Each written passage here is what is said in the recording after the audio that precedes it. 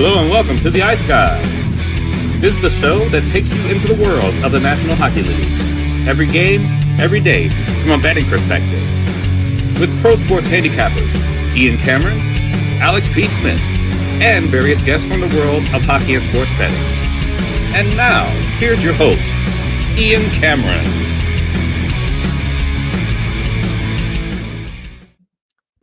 Welcome to the Ice Guys, Saturday, December 14th. Ian Cameron, Alex B. Smith, Ryan Robinson here, rested and refreshed after a day off yesterday and back at it today for this huge Saturday card. And if there's ever a day to have a Friday off, it was yesterday with 15 games on tap here for this Saturday, all but two teams in action here in the NHL for this huge monster Saturday slate. We're just going to jump right into the Saturday games. I do want to mention, though, briefly, trade took place this morning. Cam Fowler spending his whole career, almost 980 games worth with the Anaheim Ducks, traded to the St. Louis Blues this morning. And obviously a trade where it's been rumored for a while that he might be on the chopping block in Anaheim, much like his teammate, goaltender John Gibson, who's still there, who's been rumored in trades for years. It's kind of been that way for Cam Fowler the last couple of years as well.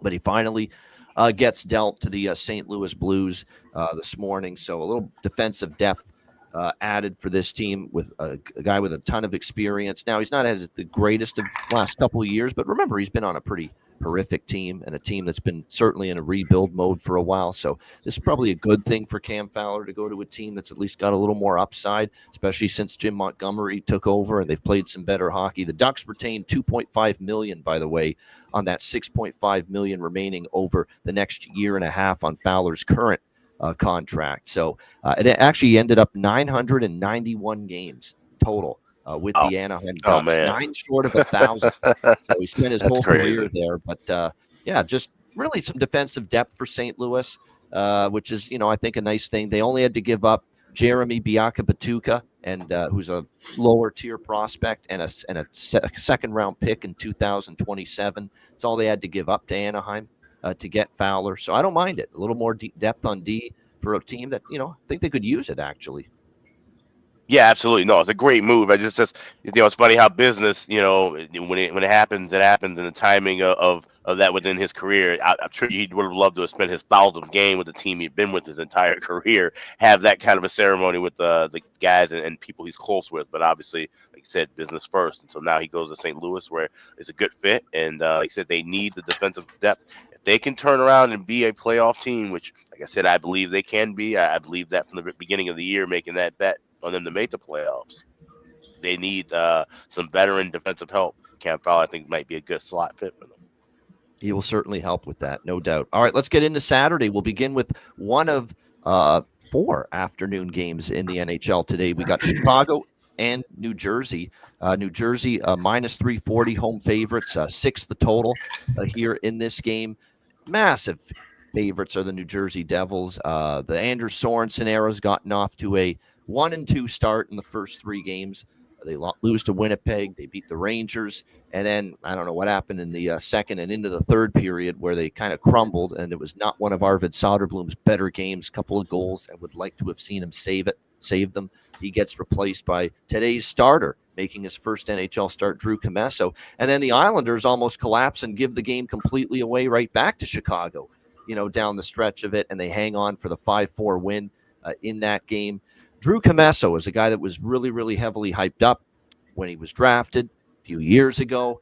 His numbers down in the American League, they're all right, is the best way you can approach it. But obviously with the Mrazek situation, this is where we're at right now, that they're going to turn to Commesso, give him his first opportunity here. He appeared in relief, of course, of Soderblom in the game against the Islanders. So we'll see how this one plays out here against for Commesso against this New Jersey team, which bounced back from a couple of losses there, the Colorado shutout loss, the Toronto game where Anthony Stolarz was just magnificent, robbing the Devils of a win there, and they bounced back and they beat LA, of course, in their last game 3-1. We'll see how this one plays out. But, New Jersey now 2 straight unders after those 9 straight overs in the first period. So the first period overs have kind of slowed down a little bit for New Jersey, but there's a couple things that make me think we could see a good over pace and a chance for goals here. Not only the fact Commesso, a bit of an unknown. Chicago is trying to play a little bit more of an up and down game a little more aggressive-minded style of hockey with obviously the new coach Sorensen. They've also made a couple of call-ups here, especially the one that's catching all of our attention because of how much we think he could be a pretty good player in the National Hockey League is Frank Nazar. He is a guy that's called up from Rockford. He's lighting it up down there. He has been absolutely terrific down there, and he is one of those defensemen that's a puck mover. He's going to get given the green light, I'm sure, to advance in the rush and really enhance this power play. And they're throwing him right in there. Like, he is actually going to play on the first power play unit for the Chicago Blackhawks, and this first opportunity for him to try to kickstart this team offensively even more, which has really been a focal point of Sorensen since he's taken over as the head coach. And I think it's going to help. You know, he's got great offensive skill set as a defenseman, certainly playing well down there. It's always a question of, does it transfer to the NHL? That remains to be seen. But I'm going to go with this over by Fecta here. First period, full game over split. I'm going to take a small shot with Chicago here, plus 280. I am. It's a huge number. We have to remember the Devils, you know, they did lose 2 in a row there, the Leafs and the Avs, albeit pretty good teams.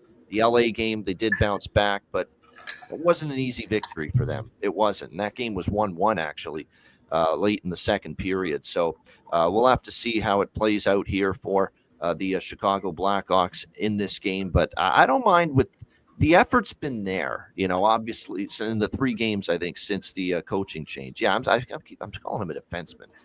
Frank Nazar is a center. What am I thinking? Silly. But yeah, as far as this one goes, yeah, I like Chicago a little bit just based on the price and the over by Fecta here in this game. And Markstrom, by the way, in net for New Jersey. Alex, what do you think here? Chicago, New Jersey.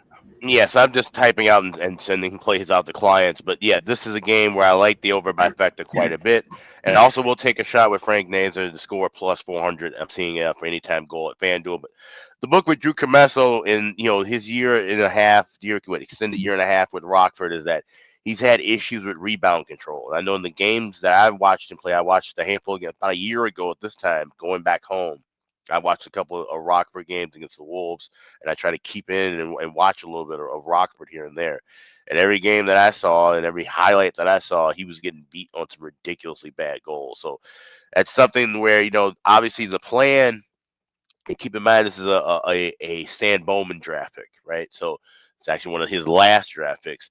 And the plan was originally to develop him long-term the same way they did Corey Crawford back in the day. Crawford spent, almost 5 years in the minors between Norfolk and Rockford before he finally got a true call and got to stay in the NHL. That was the plan with Commesso. So I think he's still a bit raw and underdeveloped, in my opinion. I think he's going to need at least another full year down there. Obviously, you have to bring him up for this situation.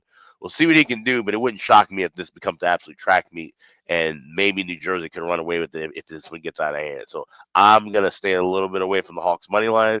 Just go with those over by Panthers and Nazar to get a goal.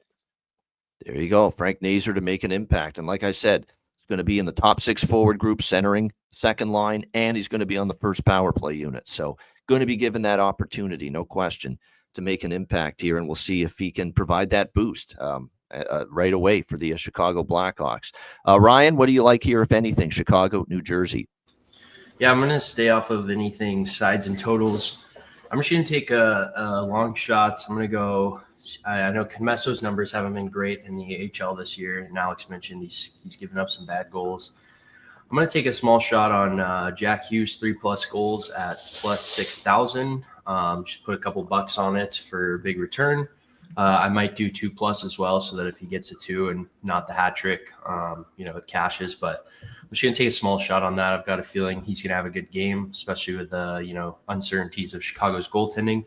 So give me a Jack Hughes hat trick plus 6,000 for this game. All right, LA Kings, New York Rangers, minus 110 even money, both sides, 5.5 the total here in this game. The LA Kings looking to bounce back. Finally losing, having their win streak snapped the other night against the New Jersey Devils. We'll see if they can bounce back. Shesterkin already confirmed in net for the Rangers. Not really a big surprise there.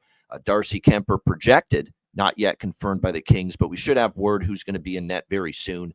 And it probably will be Kemper if I had to guess. But we will make note of that. We will mention who it is once we've got the confirmation in just a bit.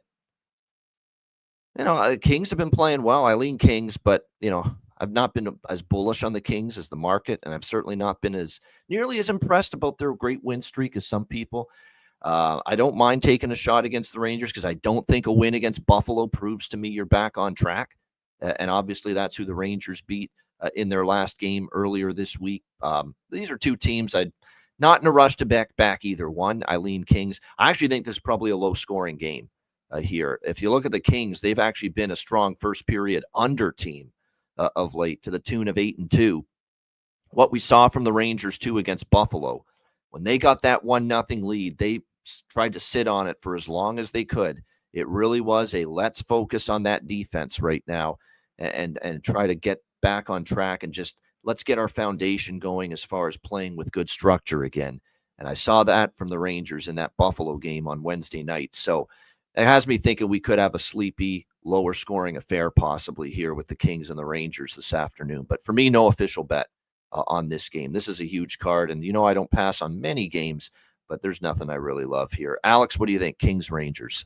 Yeah, it's gonna be a pass for me too. I like the draw, but the highest price I'm seeing is plus 310 at BetMGM.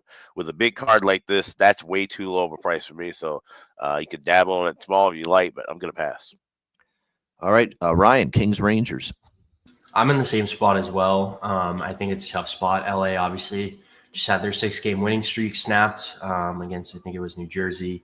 The Rangers are obviously a desperate team, but they haven't been playing great lately.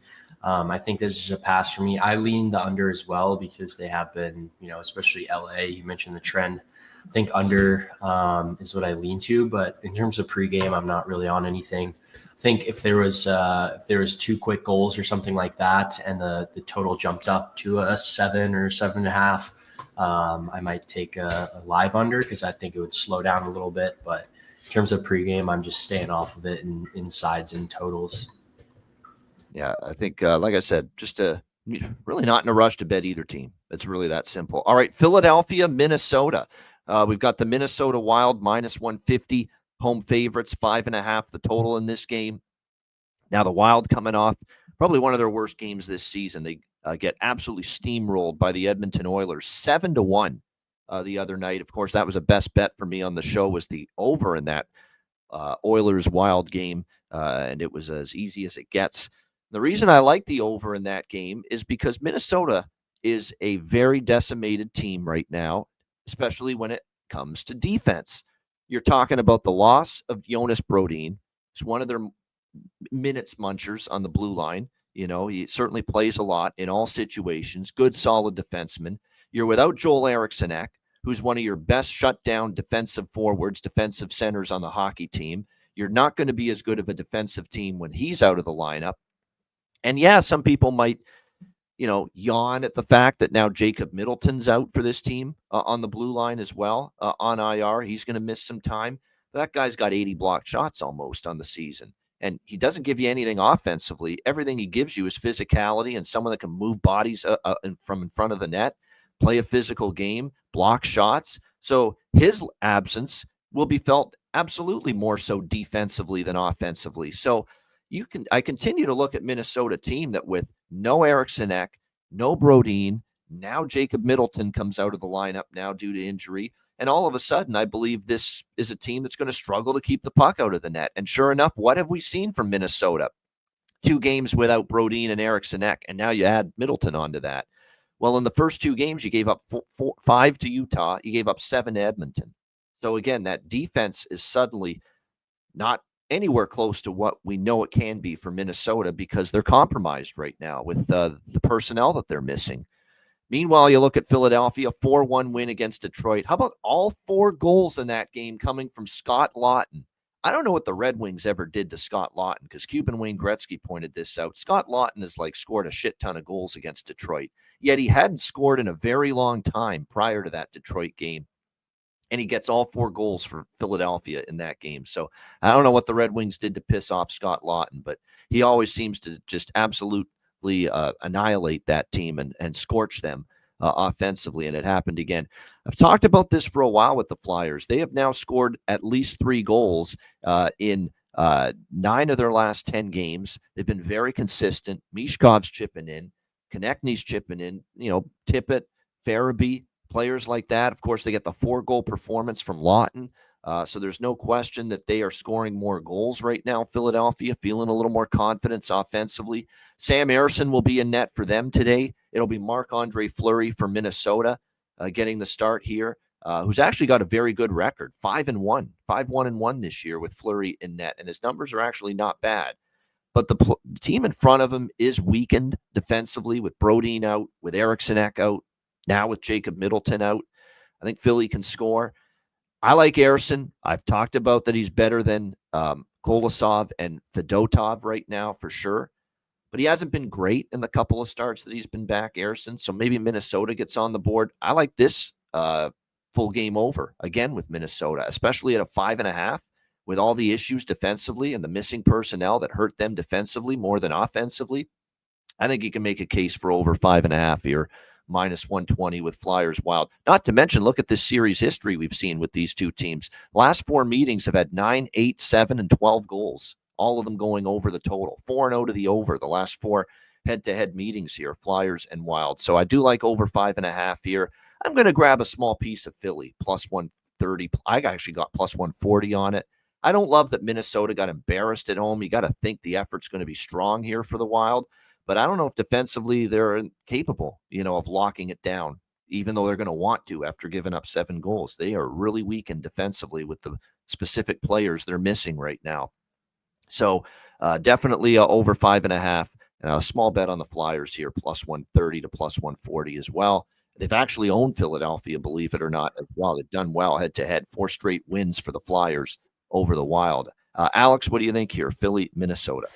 Yeah, I'm staying away from a side because, yes, like I said, Philly has won the last 4 meetings, but this would be Marc-Andre Fleury's last appearance against the Flyers, a team that he's been very familiar with over the years, especially in his days with Pittsburgh. Wonder if that might stir up a little bit of something. He's gotten 32 career wins against them. The only team he's beaten more in his career, the New York Rangers, with 34. That, with, like I said, combined with the fact that Minnesota got embarrassed in their last game, I think the Wild might come out with some energy and effort where they might get the win here. But I love the over here. I think this number's way short. I like the first period over. I lay it $1.16 at FanDuel with that, and I lay it $1.20 at MGM with the over 5.5. I think we see a ton of goals here. Maybe even take a shot. If we go correct score and draw, I would like 4-4 correct score. So I might take a shot in the dark with that. But I do like the draw a little bit. +333 at BetMGM with that. All right, indeed. Yeah, I like the over more than the Flyers for sure, because I think Minnesota will really want to come back strong, but I think they'll come back strong offensively. I've got to see it defend. That's a lot of their important pieces defensively. All their left shot defensemen, their regular left shot defensemen from opening night, all 3 of them are out, and they got the guy off of waivers just to fill in on that spot, but they are absolutely decimated. Also, 3 of the last 5 meetings have gone past regulation. Yeah. So the draw might be in play here too. Draw. What I might do too with the Flyers is my usual, especially with when it's an underdog, not put all of it on the money line. We might split it up with the team total for Philly, which is a cheap -120 over 2.5 here in this game for Philadelphia as well. Again, maybe Fleury's great and he's capable of it, and he's played well against the Flyers in the past, but he's got to do it against a makeshift defensive team in front of him today. Yeah, and that could be tricky. And no left shot defenseman. Your regular starting top 3 left shot defensemen are all out. Yeah, that's an issue. There's no question. It certainly looked like it in the Utah and the Edmonton game for this Minnesota team. It's not a coincidence to me. You just go from really being sound defensively to just giving up 12 goals all of a sudden in the last 2 games combined. These are major defensive absences right now for Minnesota. What do you think here, Ryan? Philly, Minnesota. Yeah, I like that Philly team total over 2.5. I might take a small shot on that, given how banged up the blue line is for Minnesota. I'm just on one thing right now pregame, and it's Minnesota team total first period over half a goal. I'm seeing it like even money, +100 to +105 range. I think they obviously got embarrassed last game. They're going to want to bounce back and have a fast start at home. So I think I like the Wild to get 1 goal in the first period. All right, good stuff there. All right, we move along here. Next up, it is the final afternoon game of this Saturday slate. We've got Vegas and Edmonton Edmonton Oilers minus 145, home favorites minus 150 in some spots. 6 of the total shaded to the over. I was able to lay a solid minus 140 at Caesars, though that I think just moved to minus 145. But that's what I did. I laid minus 140. Normally, when I like Edmonton at home, I take their team total over 3.5. As I've said that, I've done that for years. But right now with Edmonton, they're winning lower scoring games on occasion. And we're seeing that lately from the Oilers. Remember the 2-1 win against Tampa? They won that game pretty close, low scoring affair against a pretty good team. We could see something similar, especially with our guy Skinner, who's been in pretty good form lately for this Edmonton Oilers team. He's been very solid for them. Vegas, look, they're playing well as also 4 straight wins. Anaheim, Dallas, and Winnipeg, the last 3. They win against the Jets in overtime. They also beat Edmonton just recently in Vegas, 1-0. Shutout win for the Golden Knights there. That gave them 2 wins this season over Edmonton. They also beat them 4-2 in November, the game that Connor McDavid made his return from injury. So I think in this particular situation here, I like Edmonton in this spot. I really like the way they're playing. You just hope they're not feeling themselves a little bit after just such a commanding win, 7-1 over Minnesota. But I really do like the way they're playing right now. They've lost 2 to Vegas. They don't want to lose a 3rd game to this team. I think Edmonton minus 140. Like I said, it's just under my cutoff. I won't lay more than minus 150 with any favorite, but was able to get minus 140. I do like Edmonton. I'm torn on the total. I think it could go either way. It's why if I like the over, I'd be on the Edmonton team total over. But I decided I think I'm just going to play it safe. I don't want to deal with 2-1, 3-1, 3-2 Edmonton win and team total doesn't get there. So this is one of those rare instances where I skewed the team total and just went money line here with the Oilers. Alex, what do you think? Vegas, Edmonton. Excellent. I am on the under 6.5 minus 125. You can find that available at FanDuel. You can find that in a couple of spots. I definitely like this to be a low and slow kind of a game. We saw 1-0 with the last meeting, but I think that's kind of been the MO with these two teams getting back to their winning ways, especially more so with Vegas. All right, they preached that at the beginning of the year during camp, playing more responsible defensive hockey. So that's the way you beat a team like Edmonton. If you're able to shut down those key forwards up front, be able to work along the boards, slow things down, get things in your pace and in your favor. And so I like the under here. Yeah, I mean, and Vegas 5 straight unders, 5-0 to the under the last 5 games for the Vegas Golden Knights coming into tonight, and even Edmonton's on a 4-2 under run in their last 6 games as well. All right, what do you think here, Ryan, with Vegas Edmonton? Yeah, I think I like Vegas money line here plus 130. The Oilers are still riding high, obviously, after that big 7-1 win they had. So just taking a small shot on Vegas here for me, as well as I'm going to take a Jack Eichel anytime goal. Excuse me. I think there's still that history with McDavid and Eichel of 1 and 2, and anytime they play each other, they want to best each other. So I'm going to take a small shot on that, but just Vegas plus 130 for me in terms of pregame totals or sides. All right, so the rest of the games are the night games, okay, for this Saturday slate. So we begin with Pittsburgh and Ottawa. We have Ottawa minus 130, home favorites, the total 6.5. Here in this game. If you are a Patreon page member, and we implore you, hopefully you are, we didn't have a show yesterday. We talked about the Ottawa-Carolina game on Thursday's show, the only game for last night. But I did post on the Patreon page last night, or before the game started. I did grab a shot with Ottawa. I took a small shot with Ottawa and their team total over. I thought I really liked the way they had played the last couple of games. Now, obviously, Carolina is a different animal, but with Allmark in the form that he was in going into last night, I thought they could have a shot in that game. And boy, they played extremely well. That was as good a game as Ottawa's played. They played good team structure, good team defense. Allmark was terrific. They capitalized on their chances. Parlay Pinto got out of his cold spell, his cold streak. He ended up getting 2 goals in the victory for the Sens last night. It's just such a tremendous road game. I mean, if you're Travis Green, you got to think that's one of the best games we've played as a team this year against a very good Carolina team. 3-0 last night. We'll see how this one plays out, but they are on a back-to-back. Now they're a favorite. Don't love the spot for Ottawa, but I think Ottawa is better than Pittsburgh. So I certainly wouldn't be on Pittsburgh. I lean Sens, but last night was the spot. Last night was the price to back them. I'm not going to tonight. I would lean over. Ottawa, as good as they were defensively last night, now you play a Pittsburgh team that gets into shootouts, Pittsburgh team that gets into track meets more often than not. You're going to have Anton Forsberg likely in net for Ottawa here in this game.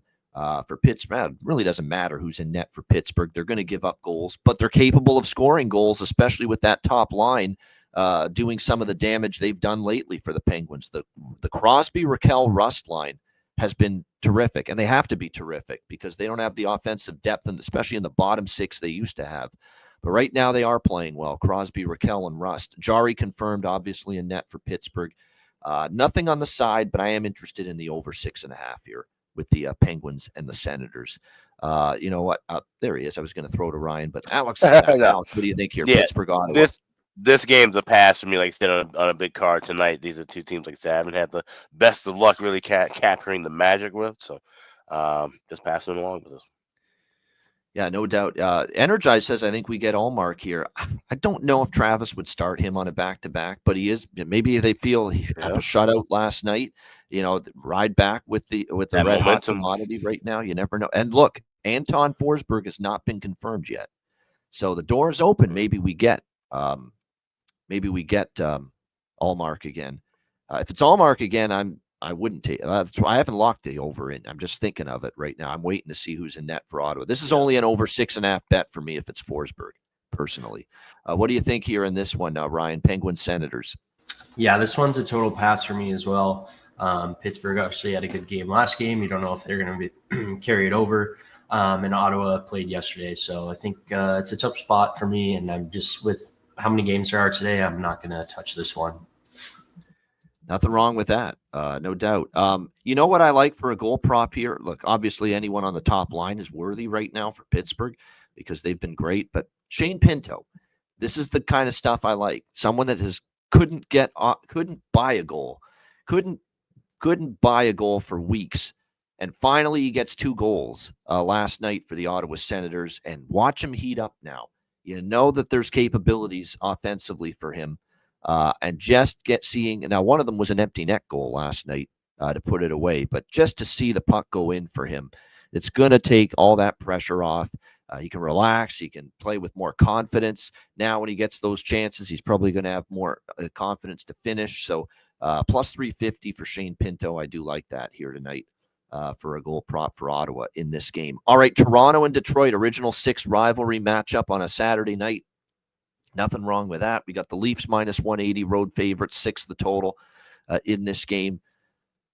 Detroit, it's almost to the point, too, where, Bailey is talking about, and it's actually a good point. It's almost like we have to start tracking how teams do after losing to Nashville.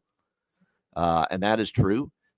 We almost have to start tracking how teams do after beating Buffalo. Okay, because that's another thing, too. It's almost like, fade a team after beating Buffalo. Because Detroit beats Buffalo 6-5. They lose 4-1 their next game to the Philadelphia Flyers. And I know there's been a lot of instances this year where it's like, wow, you beat Buffalo, but you're not able to sustain it. And that's the problem with Detroit right now. They were 0-5. They beat Buffalo, and they had to come back to win in a shootout because they were down 5-3 in that game, which tells you all you need to know about how bad it is for Buffalo right now. You thought, maybe it's a sign they can get it rolling. No. They lose 4-1, and they were definitely outplayed for much of that game by the Philadelphia Flyers. So Detroit's not back on track, as we expected, by beating the Buffalo Sabres the other night. So Toronto off the 3-2 win against Anaheim. Of course, the New Jersey win before that was all Stolarz, basically standing on his head in that game. Detroit's been a feisty team against the Leafs. They're actually 4-2 over Toronto in the last 6 meetings. But, boy, their form is just pitiful right now. It's just very difficult right now to back Detroit. But I don't want Toronto in this price range on the road. And they do play tomorrow at home on a rare Sunday afternoon home game against Buffalo. I don't know what's up with that, but very odd to see Toronto playing a Sunday home game, especially a late Sunday afternoon home game against Buffalo. But I guess it's just the product of the schedule makers trying to cram as many games for these teams in here in the month of December before the holiday season. And that's exactly why we're seeing, these weird scheduling situations like that. Goaltending stuff for Toronto. Stolarz is day-to-day, so he's not even dressed tonight for this game. Joe Woll will start. Dennis Hildeby has been called up from the AHL to back up Woll tonight, but Joe Woll will get the start. Maybe Hildeby gets the start tomorrow if Stolarz is not ready to go because he suffered that injury against Anaheim, left the game after the first period. Ville Husso in net for the Detroit Red Wings for this one.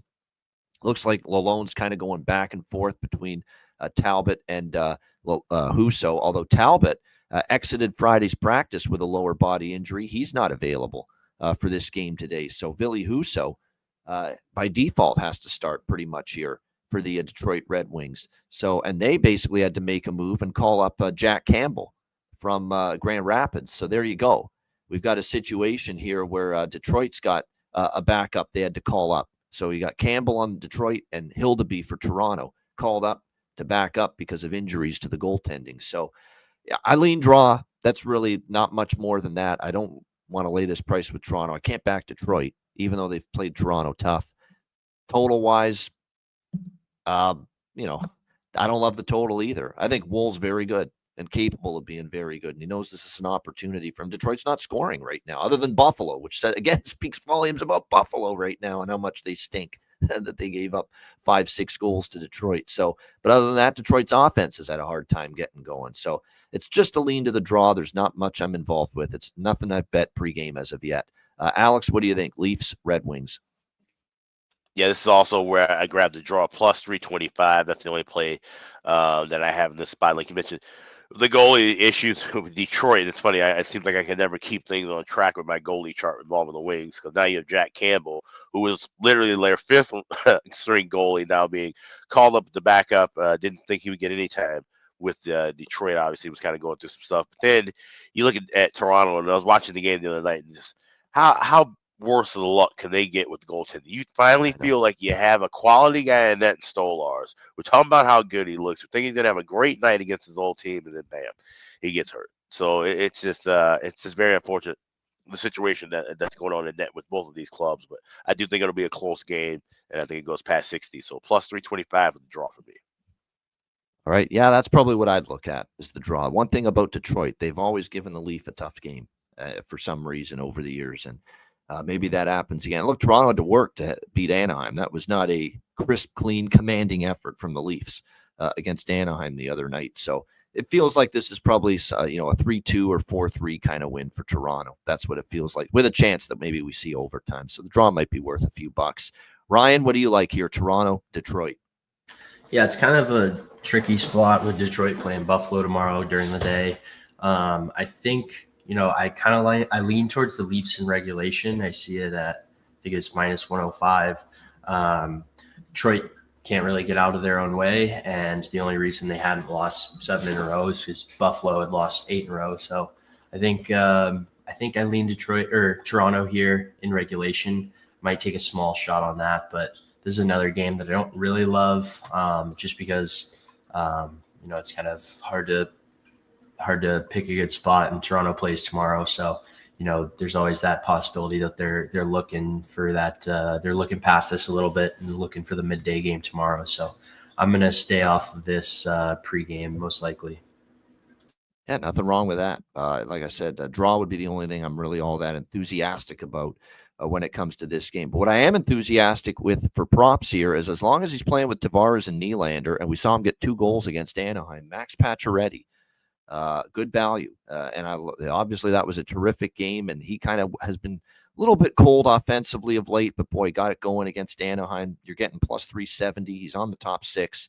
He's got some confidence back. So I definitely think Pacioretty, there's good value there on him for the Toronto Maple Leafs tonight. All right, we move along. We've got Anaheim and Columbus. Columbus minus 180, home favorite, 6 the total in this game. So this is a game where I had to go back and look because I wanted to make sure I was aware of this. We know Columbus, for various reasons, are not favored very often. They are thought of still one of the bottom teams in the NHL, although they've been impressive at times. They've certainly had their games where they've pulled some upsets.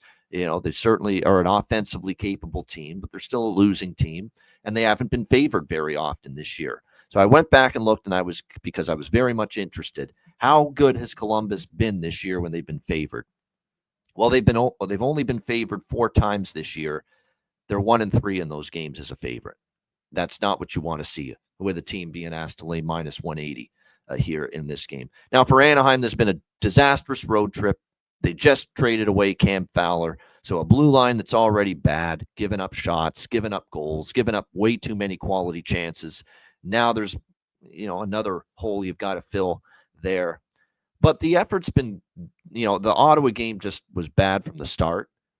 They got behind early. They couldn't recover. The Montreal effort was good. The Toronto effort was good. I don't think they played that bad against the Leafs. In fact, they had a bunch of chances to tie that game, and the Leafs survived it and hung on for a 3-2 win. They have gone 0-3 on this trip. They finally go home after this. Sometimes these teams that have not won a game on the road trip, there's really a focus, to get a win in that final road game when it hasn't been going well. We'll see if that's the case tonight. John Gibson is in net for Anaheim. Jet Greaves for Columbus will get the start here for the Blue Jackets in this game. We, of course, saw Jet Greaves play earlier this week against the Washington Capitals. He actually played well. 2 goals against, 37 shots faced, played pretty solid in that game. But is this a guy we trust, game to game to give you those kind of efforts in net for the Jackets? I'm not so sure about that. I don't mind taking a small shot. Anaheim's bad right now, but I really don't mind taking a small shot here with Anaheim at plus 150. I would have liked it more if it was Lukas Dostal. I'm a little surprised it's Gibson. But again, you're talking about a 1-3 team as a favorite this year, Columbus. And they're not only a favorite, they're a bigger favorite here. So I don't mind taking a shot here with Anaheim plus 150. But what I like even more is the over by Fecta in this game. Over 1.5, over 6. First period, full game over. One thing I've noted, and this is another thing I noticed researching and handicapping this game, and this is where you'll only notice this stuff if you go back and look at the game logs for the course of the season. So Columbus's last game against Washington, 2-1, easily stayed under the total. The Columbus Blue Jackets have not had 2 games in a row this year that have gone under. Every time they've played an under, the next game has gone over. Go and look at their result. Every game that the Jackets have played that has stayed under, the next game has gone over the total. They have not played 2 back-to-back unders this season at any point, the Columbus Blue Jackets. So that's another factor that has me liking this over by Fecta. And the Gibson-Greaves matchup, I think both teams are capable of finding the back of the net here as well. So, again, Columbus off an under this season is perfect to the over in their next game. Actually, there was one game I think that was a push, and because it landed on 6 goals. But there have been not a single Columbus game after a game that stayed under has there been less than 6 goals. The majority of them have had 7, 8, or 9. So, over 1.5 first period, over 6 full game for me. That's what I like the most in this game. Smaller bet on the Ducks here, plus 150. Think the effort will be good for them here in this game to try to salvage a win on this road trip. The question is, are they good enough to get the win here in this one? Go to Ryan first on this one. Ryan, what do you think here? Anaheim, Columbus. Yeah, I don't want to touch Anaheim, and obviously not touching that Columbus money line. But I am going to take a small shot at their 60-minute line, minus 125. I just think, Anaheim has been out of sorts. They trade away Cam Fowler as well. Their blue line already isn't great. So give me Columbus at home in regulation, minus 120. As far as Anaheim props, Vetrano, Terry didn't score the other night, but boy, he was all over it. Maybe Gauthier, who scored a couple games ago. It's going to be interesting. Jackson Lacombe's going to get more of an opportunity. Minchikov, Zellweger, can they, deal with the increased responsibility now in the wake of the Cam Fowler trade? That's going to be the question. I like what Jonathan is saying in the chat regarding some of those props too. Kent Johnson's worth. Zach Werenski's been a scoring machine at home. There's no question about that. So those are good props on the Columbus side, especially Johnson. I really like the way KJ's playing lately here for the Blue Jackets. They also have Voronkov back. He was injured for a bit. Shinikov's still on IR, but getting a little bit healthier finally up front are the Jackets. Alex, what do you like here? Anaheim, Columbus. Yeah, that's the thing. I've had such bad luck with these two teams as far as finding like bargain bin quality players. But that's the thing. Like, I like goals in this game. I just don't know who the hell is going to score. But love this over trifecta. I also grabbed both teams to score in the first period plus 172 at FanDuel, along with the over six. That over six you can find at MGM and Caesars. Laid at $1.20, and I laid 128 with the over first period at FanDuel. So this will also be a game where I'll probably add a little bit more watching live. But I definitely expect goals galore in this one. He said two bad teams. Can't trust Columbus at this price. Would trust Anaheim money line more, like you said, if Dostal was playing instead of Gibson. It's like you said, could be a let's get 2 points on the road kind of a game. If I had to play a side, it would be Anaheim, but I don't have to play a side. I'm just going with totals. So give me the over trifecta. All right, I like it. All right, Buffalo, Washington. We've got the Capitals minus 190, home favorites, 6 the total in this game. Crazy as it is to say, I think Buffalo just needs to get on the road. Not that it's going to matter tonight. They're obviously in tough against this Washington team that's 26-2. They've had an outstanding season, obviously, to this point, but that was a horrific homestand. To not win one game on that homestand, to go 0-7 in their last 7 games at KeyBank Center in Buffalo. I mean, they've turned into a disaster almost on home ice during this recent run. At the last time they won a game, it was that 3-game California road trip, and they won all 3 games against the Sharks, the Ducks, and the Kings. That's the last time we saw Buffalo get the. So I kind of like that dynamic for Buffalo as horseshit as they're playing right now. To get on the road and give them some confidence here. I just don't have the guts to back them. They have given Washington some tough games. You look at the series history; it's 4-4 the last 8 meetings. We've had 5 meetings go past regulation, and the wins in Washington. Washington's won 2 in a row hosting Buffalo, but they needed overtime or a shootout both times to win those. So Buffalo has been a tough out for Washington. So I think, theoretically and based on where the price is, it's not crazy to take a shot with Buffalo. I just think they stink right now, and they can't get it done at the moment. At this point in time, put it this way: I'd rather take a shot with the draw in this game than take Buffalo. And I think I can talk myself into the draw here based on the fact, again, 5 of the last 8 meetings between the Sabres and Capitals have gone past regulation. As far as goaltending for this game, we expect to see Logan Thompson for Washington, Ukko-Pekka Luukkonen projected, not yet confirmed, for the Buffalo Sabres. Washington's another one of these teams, too, where when they score 1 goal or fewer, we've seen evidence of them kind of going the other way as far as totals. So, and by the way, you talk about a series history full of overs, 8-1-1 to the over in the last 10 meetings here between the Sabres and the Capitals. So I will take an over bifecta here. I know our Washington first period overs have cooled off a little bit, the last few games. We obviously saw the first period under with Columbus and Washington. We saw first period under with Toronto and Washington. I think the Montreal-Washington game did cash the first period over in that one, but it's cooled off a little. But given series history, I'm okay getting back to the Capitals over bifecta train in this game. Probably a little bit more on the first period over, but I'm on both. Over 1.5 first period, over 6, maybe a small sprinkle on the draw as well. I get it. Buffalo, get on the road. Get away from this noise. Get away from Buffalo. Get away from the place where there's no palm trees and taxes. As Kevin Adams said several days ago. And that's probably a good thing for them. But, Washington's a pretty damn good hockey team. Can they get it done? Let's also be real about the last 3 road wins for Buffalo. San Jose, LA, Anaheim. Okay. Washington's in a different stratosphere right now compared to those 3 teams. What do you think here, Alex? Sabres, Capitals?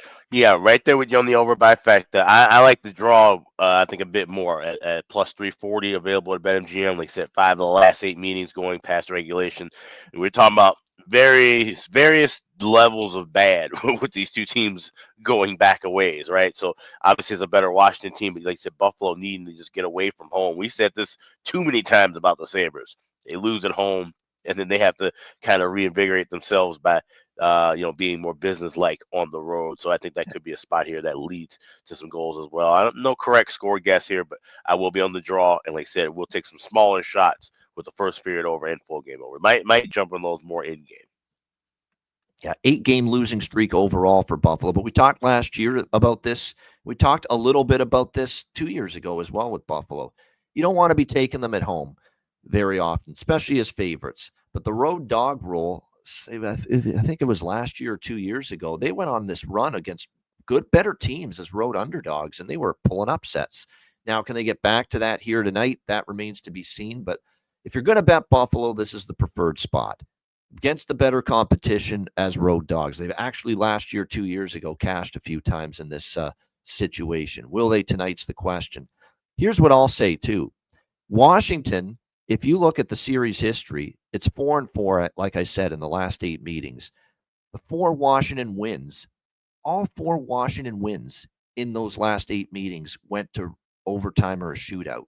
So if you don't want to trust Buffalo money line, and I don't do this very often, but this would be a spot I'd consider the +1.5 with Buffalo puck line, just for some security. Because look, the 4 wins for Washington in the last 8 meetings were all 1-goal victories and in overtime or a shootout.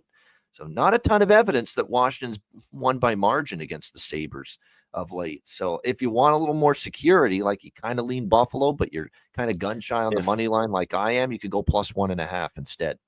If you're someone who likes to, throw out parlays on a big night like this, or like put parlays together, Buffalo +1.5 as a parlay piece wouldn't be bad either.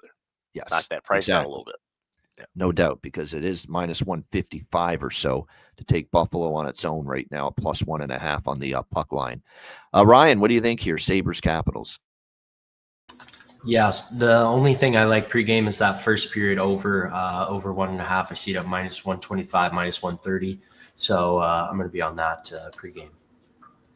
All right. Yeah. As far as, like I said, props for this game, Protas, we talked about Protas all year, starting to heat up again for the Capitals. Still playing with Strome and Wilson on that top line. McMichael, Dubois, Radish has actually been a solid unit as well for them. No doubt. For Buffalo, I'm going to stick to my guy here, Zach Benson. He would be the one I'd trust more than it. Dylan Cousins, his game is just completely flatlined. It's kind of sad to see. I think the Sabres are nuts to trade him, though. I'm seeing his name being bandied about in trade rumors. I would not trade that guy. He's still he's a guy that competes. He's struggling right now. It's not for lack of effort. He has been go ahead. No, I was just saying, at some point you have to make some kind of a trade to shock the room. I think that if that were to happen, it's more of a shock the room trade rather than, he's struggling, he can't get his game back kind of deal. Yeah, it feels like that would be your typical, if they were to trade Cousins in particular, he'll go somewhere else and he'll flourish again and he'll be great, which often happens when a guy gets traded out of Buffalo. Look at Middlestat. Look at Eichel. Look at, there's someone else too that comes to mind that they traded away that's doing great elsewhere now. Reinhardt. There you go. Of course. Yeah. So, I mean, you can go back further than that, but I think that would be more of a make the room move necessarily. So that, I mean, it may not be the worst thing. Like I said, you hate to see him go, but if you can get the right pieces coming back and you can get the right response out of the guys who are still there, then it's worth a shot. Yeah, Montour goes from Buffalo to Florida, and he's like one of their best defensemen. It's crazy. You leave Buffalo, it's like the Jets syndrome with the Buffalo Sabres in the NHL, the New York Jets. That is, when you become a New York Jet, you stink. You lose your powers. You lose your abilities. You get out of there, you get them back again. It's kind of like what we're seeing. I hate to be that cruel about it to Sabre fans, but it kind of feels that way. When the player's not playing well for them, they move on and they get their game back. All right, Montreal and Winnipeg. Can Montreal get their game back? Because that was horrific for them the other night, losing 9-2 to the Pittsburgh Penguins. We've got Winnipeg -250 home favorite, 6 the total, shaded to the under in this game. I'm going to take a Montreal first period.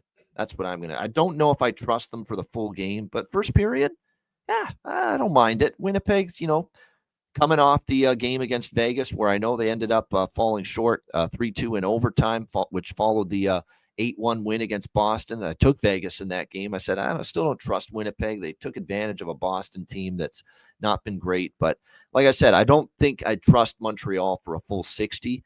But when you get shellacked like that, 9-2, I do expect a solid, urgent response in the first 20 minutes of this game. And it's not like we've seen Winnipeg have a few more slower starts than we saw maybe earlier in the season. So, yeah, I'll dabble on a Montreal first period money line, but just that. It's not a team that for the full 60 I'm trusting, especially when we've seen some of these third periods like we saw against Pittsburgh as well. So yeah, plus 168. Bailey's onto it. What I also love as far as a goal prop, Patrick Laine back in Winnipeg. How can you not? I mean, and the way he's obviously been chipping in. Hopefully they get a power play, connect on it. This might be a night where I go back to that Lane Hudson power play point once again for the Montreal Canadiens as well. He had a hideous defensive game too the other night. Him and Matheson. I don't know if it's possible to play worse than those two guys played against Pittsburgh the other night defensively. They were awful, both of them, Matheson and Hudson. And that's still the area of Hudson's game that has to improve defensively.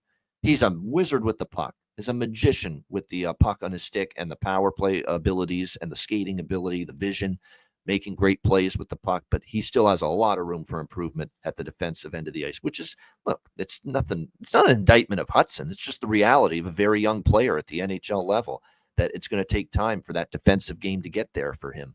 Alex, what do you think here? Canadiens, Jets? Yeah, Patrick Laine and Revenge Tour. I'll be talking more about this later in the bar given. All right. Yeah, indeed. All right. Ryan, what do you think here? Montreal, Winnipeg. Yeah, I mean, there's no value in the minus 250, obviously. I don't like Montreal on this spot either. They're not a very good road team. And so I think I'm just going to stay off this game. Even the 60-minute money line for Winnipeg is minus 170. So pregame, staying off that. If Montreal gets up one early, that might be a spot I look to jump in live with Winnipeg, because I think they do win this game. Just I don't see the value in anything pregame.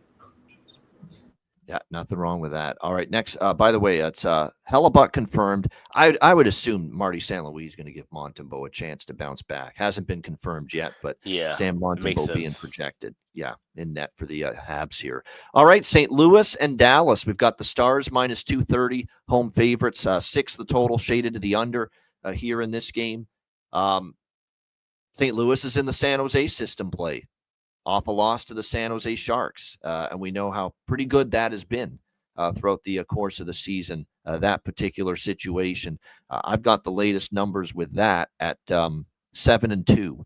7-2 for the teams after losing to San Jose. So that says bet St. Louis. But Dallas is coming off a game that's not going to sit well with them, losing to the reeling Nashville Predators.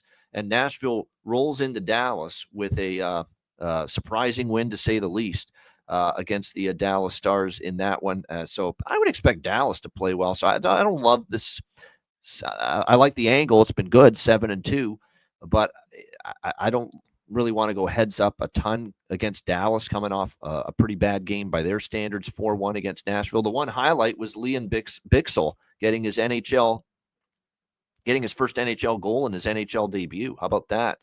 The only goal for Dallas in that game. So I'm gonna take St. Louis, but it's gonna be a small bet, plus 200 for the Blues here in Dallas. I do think Dallas does bring a solid effort coming off the Nashville loss, but the angle's been strong, 7-2 for teams after losing to San Jose in their next game, and it's still a good price for a team that continues to play really strong hockey. Oh yeah, I forgot to add that one. You're right, I didn't update it. It's 8-2 for the teams after losing to San Jose, so that's still been pretty strong.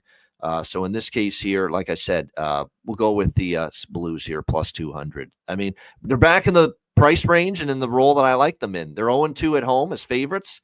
They're 5-1, I believe, now as road underdogs under Jim Montgomery. This is where you want St. Louis. And, Dallas going to be pissed, obviously, losing to Nashville. So will St. Louis, losing at home to San Jose. But we loved San Jose in that spot. I think a lot of us had San Jose, and there was a very good reason why we liked San Jose there. They're off that great road trip where they went 3-1. They obviously had the nice little night out at the place where Rich H works there in Vancouver after that win. You're coming back home now, just a spot where you're not going to have your A game, and that's exactly what we saw against San Jose. So at this price, at this number, St. Louis, plus 200, we'll go with that. Not as much as I like it, though, as previous times I've been on St. Louis since the coaching change. Alex, what do you think here? Blues, Stars? the real key to playing blues is not always following the exact notes; it's following the melody. So we're going to continue to keep following the melody we've been going Well said. along with Montgomery, and so I'm on blues as well, plus 200. Like I said, this is one of those spots where Dallas can lose a game at home. We said it the other day with Nashville, and we talked, about how seriously do we take losing a division game. Dallas should have came out with a lot more effort against Nashville. So St. Louis in better form, I think, than Nashville right now, and at a much better price at 2-1. Yeah, give me the Blues here. And it's also been a struggle for the Stars against St. Louis in recent Yep. games. The draw, I'm going to sprinkle on the draw, too. 3 of the last 4 meetings have gone past regulation, Blues versus Stars. And the Dallas wins were 2-1 in a shootout, both of them in Dallas. St. Louis won both games in St. Louis. So it's kind of protection in case, Dallas Plus does win. 350? Yeah, I'll jump in on that. Why not? Yeah, I have to. 3 of the last 4 have gone past regulation. Each of the last 2 in Dallas between these teams has gone to a shootout as well. So it's a good draw candidate. I agree. What do you think here, Ryan? St. Louis, Dallas? Yeah, just pass for me in terms of sides or anything, but there's some props that I like. And Dallas is known for giving up goals to former players when they come back. We've seen it with Ty Dellandrea earlier this year. We've seen it with Janmark in the past. I mean, it seems like anytime a guy leaves in the offseason and comes back, they find the back of the net. So I'm going to take tiny shots with I know I'm not even seeing him on here because he took that skate to the groin a couple games ago, Foxa, but I'll probably take a small shot on him anytime, as well as Ryan Suter. I wouldn't be surprised if he finishes the year with 2 goals, and one of them is today against Dallas. It's just how it kind of works out. So just small shots on those. And then there are some other props that I do find value in and I like, and I'll get into one of those for my bargain bin, but nothing in terms of sides here, just because St. Louis did lose to San Jose and Dallas lost to Nashville. So both teams are in a bounce back spot and, pissed off about how they played last game. So I'm just going to watch and take some point props. All right. Good stuff there. All right. Next up, we continue. By the way, we have Ottinger confirmed for Dallas. No surprise. And Jordan Binnington projected but not confirmed at the moment for the St. Louis Blues. And by the way, Casey DeSmith is day-to-day, so Magnus Hellberg might be backing up Jake Ottinger tonight for the he was recalled. Stars. He was recalled, exactly. And, of course, Sagan's still out for the Dallas Stars. I think Marchment is someone that comes to mind as someone that I think after a rough game for the team the other night might come to the forefront and score a goal tonight. All right, Nashville, Colorado. Hey, Nashville won a game. Now the question is, can they build on it? Colorado minus 170, home favorite, 6 the total in this game. I still don't trust Nashville, but, they did finally win a game. Could it give them a confidence? It certainly should give them an emotional lift. They needed one badly. Obviously, when you lose 8 games in a row, you need something good to happen. You need to see a W posted on the board. And Nashville was able to get it the other night against the Dallas Stars. So, like I said, we'll give them this chance to see if they can duplicate it against a Colorado team that I think is also going to be in a bad mood coming off the 4-1 loss to Utah the other night. It was a game where their offensive execution wasn't there. It kind of felt like they didn't have their legs either. Kind of like that road trip that they had, and it was a pretty solid road trip. They didn't really have a lot of gusto going against Utah the other night. But credit to Utah. Utah did play a very good road game in Colorado the other night. I would expect the Avs to be better, but are they lay minus 170 trustworthy? Better tonight? No, not for me. I don't want to lay this kind of a price. Don't want to trust Nashville either. So really it's a pass for me with Nashville and Colorado. Even the total, Nashville, obviously 4 goals for them is pretty good. Can they keep that going? Here's what I'll say. If Blackwood's in net, and he could make his Avs debut tonight, because it's been Wedgwood these last few games. They were just waiting to see if he'd be ready, and plus he's been battling a minor illness, but it's looking like he could be ready to make his debut tonight, and Jared Bednar might start him tonight. And if that's the case, I expect one hell of a big-time effort from the Avs in Blackwood's debut. A good point by Jonathan. There is an illness bug going around, and that probably zapped them some of that energy I was talking about as well the other night against Utah. So like I said, it's just a dubious game all around. I'm not fully there yet with trusting Nashville to put 2 wins in a row together, especially on the road against a team that's off a bad game, and you expect that team to respond. But I'm not laying minus 170 either. So stay away from me. Alex, what do you think? Preds, Avs. Yep. Pass from me as well, but that's good. Good to note about the Avs with at least that flu bug. So something to keep note of. If that clears up, we'll be able to kind of look at things towards them again. But with these two teams right now, complete pass on a big card like this. Ross Colton goal prop would be the only thing I'd maybe bet in this game because he's on the second line. There's still some pretty good value there. All right, what do you think here in this one, Ryan? Nashville, Colorado. Yeah, I lean Colorado. I think Nashville might still be, high off that last win. They've struggled to win 2 games back-to-back this year, obviously. So I think I lean Colorado here, even with the sickness stuff. Another thing I like is McKinnon shots on goal ladder, possibly. He always likes to shoot the puck against division rivals. It seems he likes to step up. So I'm not seeing a ton of value, actually. It seems like his line is over 4.5, but I might look at 5+ shots and stuff like that with him, just because he does love to rip the puck against in divisional games, and they are at home. So I think there's not a ton I really like here. But I also don't hate the first period over, just because the firepower that the Avs have up in their top 6. So I think first period over, I'm seeing at minus 135. I think I'm going to take a small sprinkle with that as well pregame. All right, good stuff. All right, we move along here. We've got Boston and Vancouver. We're into the late games now. There's 4 10 p.m. Eastern West Coast games, late games tonight. This is one of them. Boston, Vancouver, Canucks minus 130, home favorites, 5.5 the total, shaded to the over in this game. Going to keep this one very, very straightforward, very, very simple. Boston, Vancouver, first period over. The Bruins have put together a nice little first period over streak. We've talked about that now a few shows in a row involving the Bruins. It's now 6 straight first period overs for the Boston Bruins. Of course, it was 2-1 for Seattle after the first period against Boston the other night. So that was easy as it gets as far as the first period over. You've got, obviously, the Bruins trying to get going. Obviously, they lose 8-1 to Winnipeg, and then they lose to Seattle the other night as well. Not a great game by their standards either.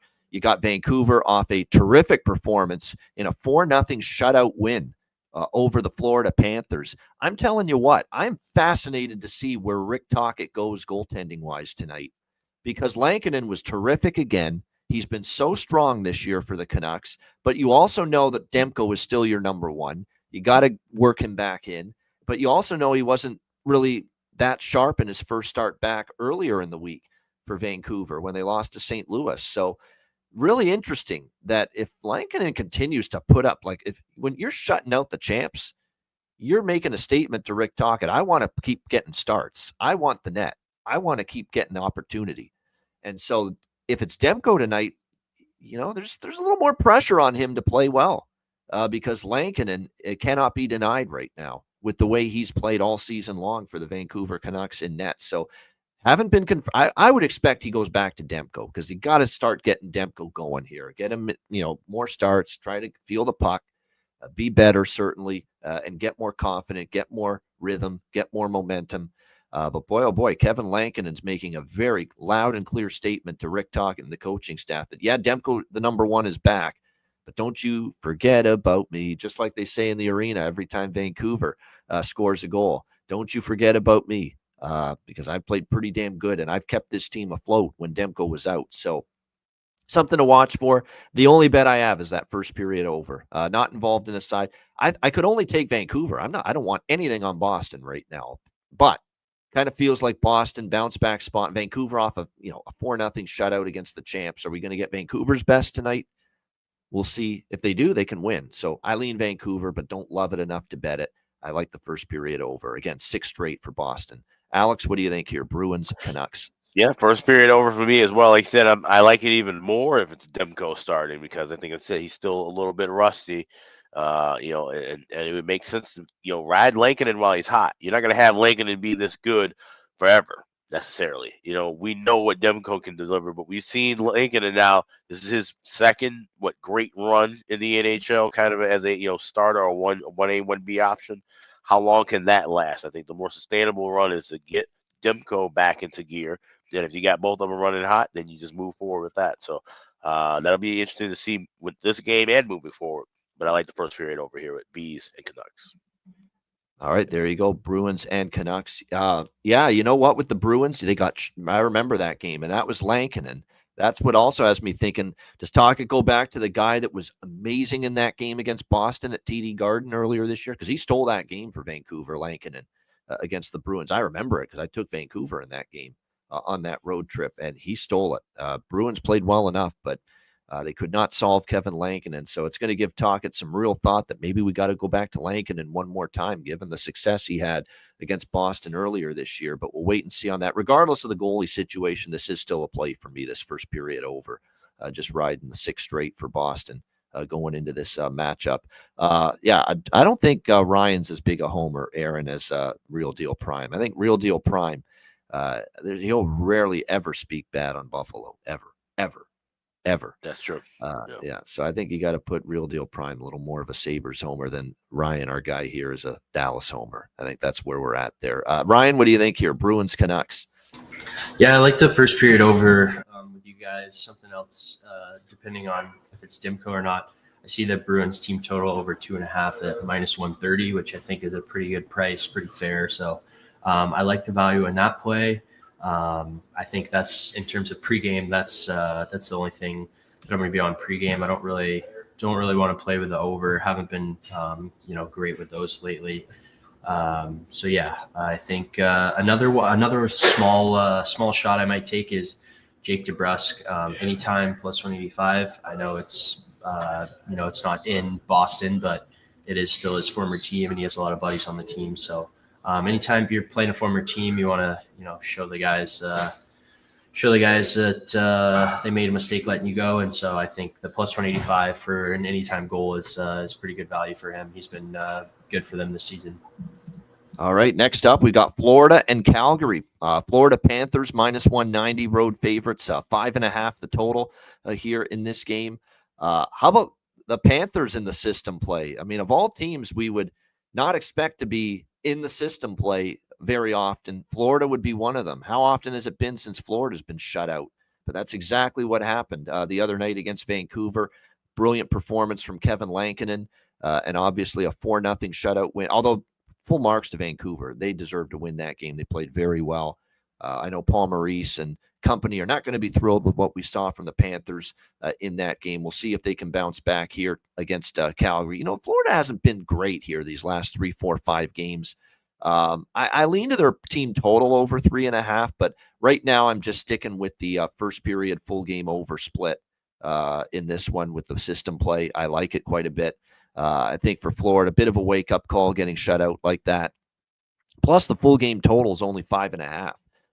In this game as well. So over 1.5 -125 first period, over 5.5 -115 for the full game over. Looks like we're going to see, it is our guy. We like him a lot. Both Alex and I, hungry like the wolf. Dan Vladar's out, so it is Dustin Wolf in net. But Dustin Wolf can't bail out this team defensively all the time, and that's what we're seeing with Calgary right now. The defense is coming unglued, and even at home where they had played so well for a long period of time defensively, we saw obviously Tampa roll in there and just do a number on this Calgary team. And if Florida plays to their level, they're capable of doing similar damage, in my opinion, off a shutout loss to this Calgary. I'm going to go ahead with that Florida team total. I'm not going to allow myself to talk myself out of it. I'm going to go, because even though with Wolf and net, who I like, I think that defense is just in a bad way right now for the Flames. So Panthers team total over, and we'll also go over by Fecta in this game. Alex, Panthers, Flames. Just a quick note going back with that Avalanche game, Mackenzie Blackwood is confirmed as a starter tonight. So there he is. It is his Colorado debut tonight. There we go. Yeah, so that is his debut. Like I said, Wolf confirmed for this game, but could be seeing Spencer Knight for Florida, which I think is really interesting because even if there was an inkling of a Knight sighting, you'd think this would have moved to 6 everywhere, toward 6.5. That means the books are actually starting to show some respect for Dustin Wolf at home. And then that also means maybe they've caught up to the fact that Dustin Wolf's not as good on the road. So that's something to keep in mind when you're looking at these totals moving forward with Calgary. But at 5.5 minus $1.15 at Caesars, and you're laying around the $1.15, $1.20 for that first period over, I'll go with the over by factor here in this game. Yeah, and it looks like, too, I want to point out with the recent meetings between these two teams, all but one of them have had at least 6 goals.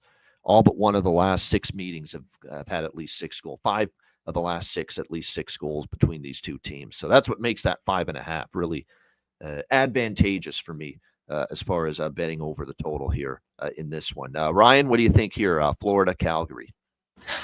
Yeah, I'm already on Florida in regulation, minus 120. I also like that. I like the look with you. Their team total over 3.5. I see that even money right at plus 100. Probably plus 105, plus 110 somewhere else maybe. But I like them in regulation. I also am going to stick with the guys playing against some of their old teammates and go with Matthew Tkachuk anytime, plus 150.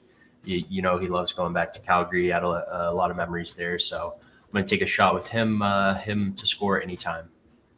All right. Yeah, there's a Uyghur for Calgary against his old team. Huberdeau is definitely a solid option. It's not just because Huberdeau's facing his old team, but Huberdeau the last few games, we're starting to see him get it rolling again. 3 straight games with a goal, and now facing the Panthers.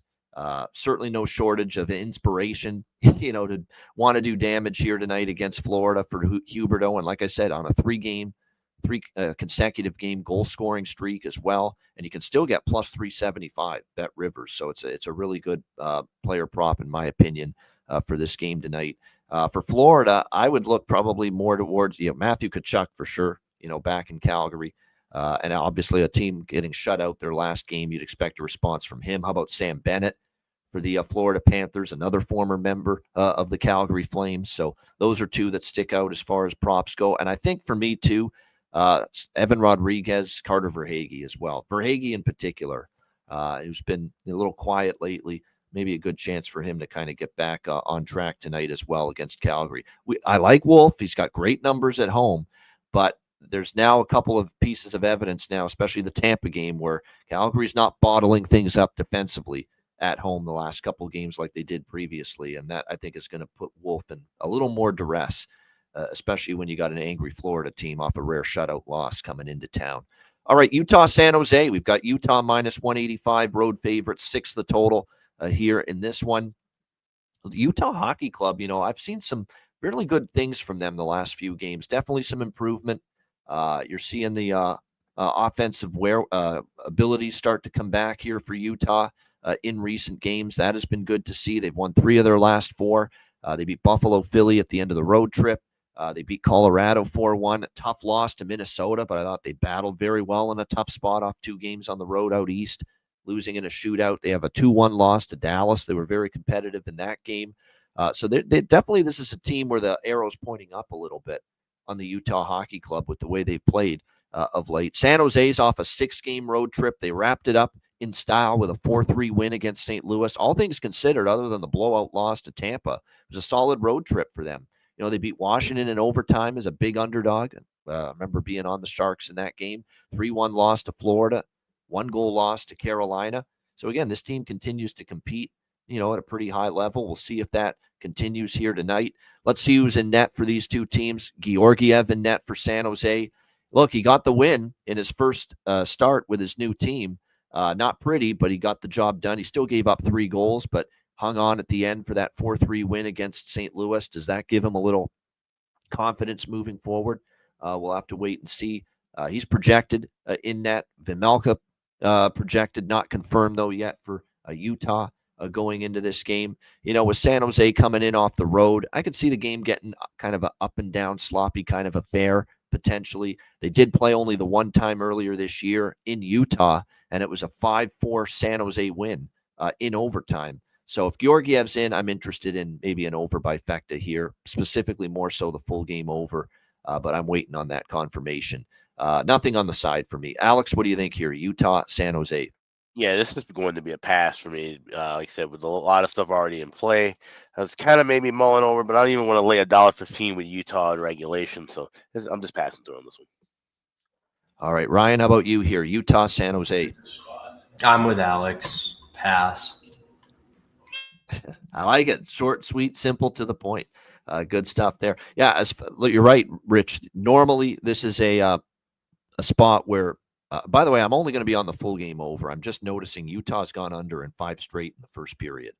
So maybe the scoring will be later, and that's what we've seen. We saw all the goals for Utah, Minnesota be second, third period, and the Utah Colorado game, same thing. There were more goals in the second and the third period of those games. So more so the full game over for me, probably just the full game over for me, seeing that Utah's now gone under in 5 straight.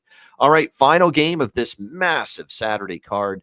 Done pretty good as far as pace is concerned, getting it all in within 90 minutes. We've got Tampa Bay and Seattle. Good matchup here to end the night. We've got Tampa Bay minus 130, road favorites, 6 the total. All of a sudden, here are the Seattle Kraken, and you like what you've seen from them here of late. That was a pretty solid road trip that they had just recently, of course. It was a good one overall. It was almost like this team needed that.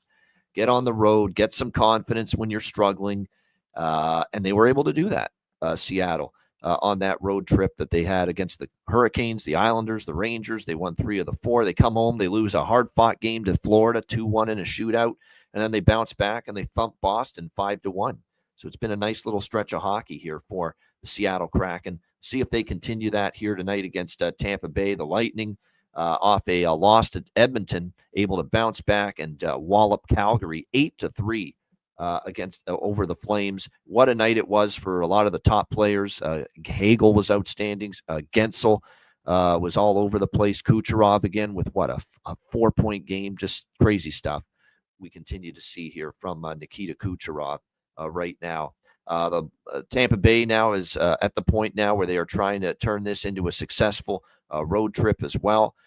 They've obviously won 2 of the first 3 on this road trip. They win tonight, they go 3-1. They lose tonight, they go 2-2. That's a pretty big difference when it's all said and done. The Seattle team has been a better offensive team with obviously Vince Dunn. We've talked about that multiple times. It's made a big difference as far as getting the rush started, transition opportunities, and we've definitely seen great things as far as his impact on this team offensively. They've just done a better job scoring goals since that Carolina game on the road trip. We've seen Seattle score 4 goals or more in 4 of their last 6 games. Pretty solid stuff from them here.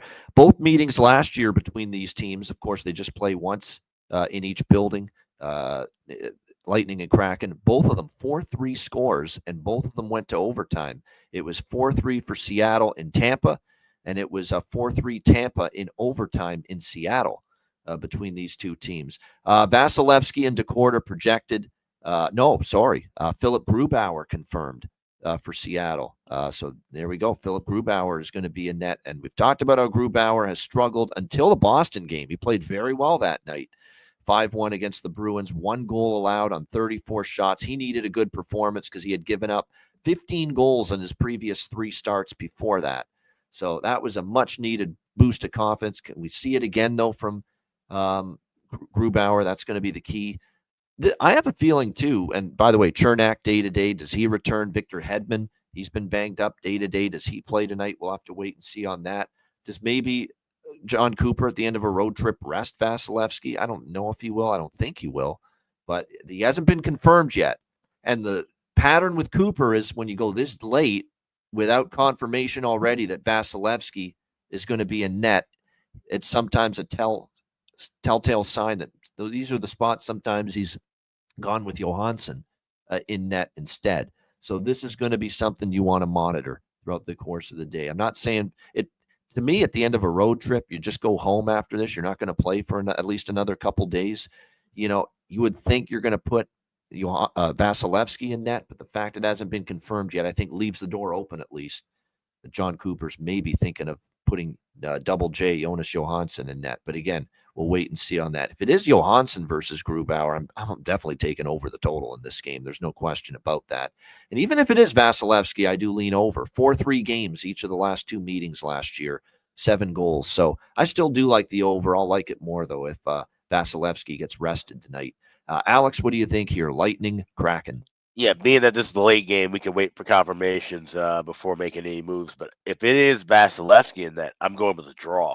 Like I said, we've seen both the meetings last year, 4-3 overtime. So I'd also take a sprinkle with that 3-3 correct score, plus 1,300 at FanDuel. Now, if it is Johansson, I'm going over by factor with this game. So, like I said, this is one where check the Patreon page. I'll even tweet this one out because it's a late game. So whatever I end up doing with this one, I'll post that one on AX Smith Sports on X. All right, good. There we go. And that's exactly what I'll be confirmed. I'm definitely going to be on the over regardless, but strength of it and how and just the strength of the bet and how much I absolutely go in on it's going to depend on obviously who's in net here for Tampa Bay tonight in this game. Ryan, what do you think here? Lightning, Kraken. I was going to take a shot on Seattle with Decord. He was at ASU a couple of years before me. He's been solid for them, but since he's not playing, kind of lean Tampa Bay. I'm not on anything pregame at the moment. But like I said, I was going to take Seattle, and I think I'm just going to stay off this one as well since he's not playing. All right, good stuff. As far as props for this game, Shane Wright has really started to get going here a little bit for Seattle. Someone that I think was in the doghouse a little bit of Dan Bilesman, the coaching staff, and maybe it was a bit of a wake-up call for him. But I noticed he's really started to amp his game up a little bit of late at the offensive end of the ice. Bjorkstrand, 5 goals in the last 5 games for him. In fact, 2-goal efforts against Boston and the Rangers. So Oliver Bjorkstrand feeling it right now. Yes, Yanni Gourde's probably worth a look just based on the fact that he's facing his old team, Tampa Bay, without a doubt. And then for Tampa Bay, even with, the defenseman hurting a little bit, they have still been able to, like I say, be able to score goals offensively. And really, it's their big guns that are getting the job done. I mean, they were all outstanding against Calgary. Felt like they all made an impact. Gensel, Point, Kucherov, Hagel, Sorelli. Look, we'll see if that continues here for them tonight as well. Great stuff. Great show. A huge card. And we're looking forward to obviously seeing how it plays out the rest of the day. Shout out to everyone in the chat. We appreciate you guys very much. Hit the like button if you haven't done so already. We appreciate it very much. Just like we appreciate everyone signed up at patreon.com/iceguys as a Patreon member. It's just $10 per month.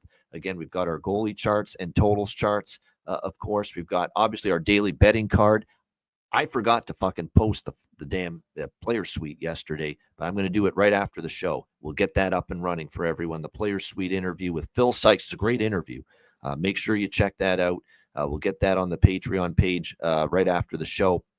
And sides, totals, player props, our betting card posted each and every day. We're going to have the first of our exclusive live betcasts coming up in January for Patreon members only. We're closing in on 200 paid Patreon members. We are trying to get to that goal. We appreciate you guys for supporting us via the Patreon page, via the $10 membership per month. So again, sign up, patreon.com/iceguys, just $10 per month. Your subscription goes a long way to supporting the show. $10 per month, patreon.com/iceguys. Also, check out the Ice Guys store, iceguys.myspreadshop.com. Today is the last day to place an order and use standard shipping and have it arrive to your house, to your place of work, wherever you're having it delivered to in the United States. You'll get it in time for Christmas. If you wait now, you're going to have to get the expedited shipping or the overnight shipping, which will cost a whole lot more. So do not delay. Get everything now. We've got a bunch of stuff that's still in stock. Don't miss out. iceguys.myspreadshop.com. All right, yeah, now's the time, now or never, to get your stuff before Christmas Day, no doubt. All right, bargain bin special of the night and best bets coming up in just a moment, right after we hear from our great Ice Guys sponsors.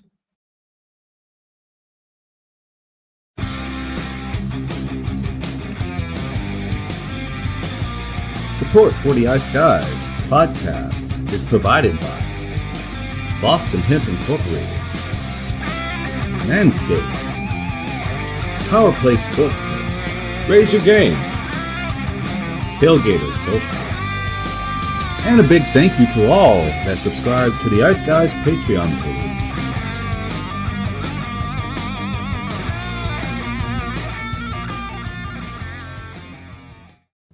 Everyone loves a perfect pair. Bacon and eggs. Thunder and lightning. Mario and Luigi, a hot dog with fries. Ian and Alex B. That's right, everyone loves a perfect pair. So why not pair up your game nights with Boston Hemp? From exotic flower to concentrates and edible products, you'd be hard-pressed to find a better pairing than Boston Hemp and hockey.